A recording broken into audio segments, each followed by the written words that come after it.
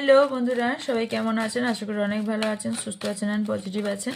চলুন দেখে নেব যে আপনাদের এই মুহূর্তে কি দেখে নেওয়াটা এই মুহূর্তে প্রয়োজন আপনার জীবনের জন্য, আপনার লাইফের জন্য কি দেখে নেওয়াটা এই মুহূর্তে প্রয়োজন। জেনারেল কালেক্টিভ টাইমলেস রিডিং, যখনই দেখবেন তখনই রেজোনেট করবে।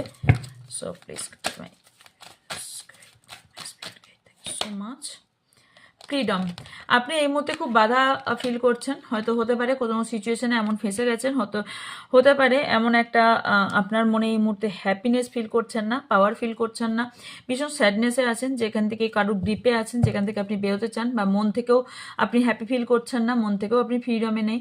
সেই ফ্রিডমটা আপনার এই মুহূর্তে দরকার। আপনি কোনো বিষয়ের ওপর অনেক দিন ধরে কাজ করছেন, যেখান থেকে আপনি সাকসেস চাইছেন,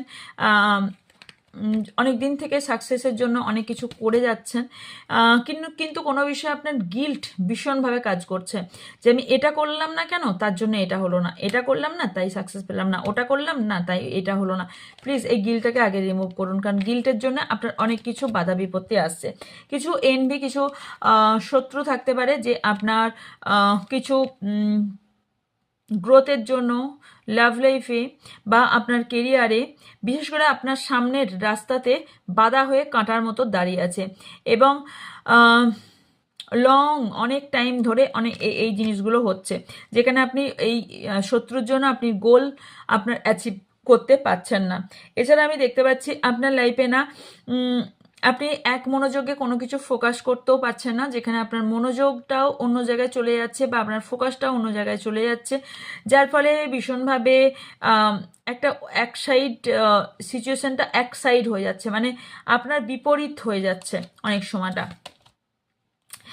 অনেক ফেলিওরের সামনাসামনি হয়েছেন, বাট এবার আপনার ফেলিওর নয়, এবার আপনি সাকসেসের দিকে এগোবেন। ওকে ওকে, লাভ লাইফ, কারো কারো নিউ লাভ আসতে চলেছে, কারোর যে লাভ লাইফে অলরেডি যদি থাকেন, তাহলে সেই লাইফটা ভালো আরও বেটার হতে চলেছে। তবে কিছু জিনিস যদি বুঝতে না পাচ্ছেন, সিচুয়েশন আপনার হ্যান্ডেল নেই, তাহলে আপনি প্লিজ সারেন্ডার করুন ইউনিভার্সের কাছে নিজেকে, এবং কিছু জিনিস রিলিজ করুন এবং কন্ট্রোল এনার্জি থেকে বেরিয়ে আসুন। যদি কেউ আপনাকে কন্ট্রোল করতে চায়, সেই এনার্জি থেকে প্লিজ নিজেকে বের করে আনুন, দেন আপনার লাইফে অ্যাবান্ডেন্স হবে। অ্যাবান্ডেন্স মিনস টাকা পয়সা নয়, সুসম্পর্ককেও অ্যাবান্ডেন্স বলা হয়ে থাকে।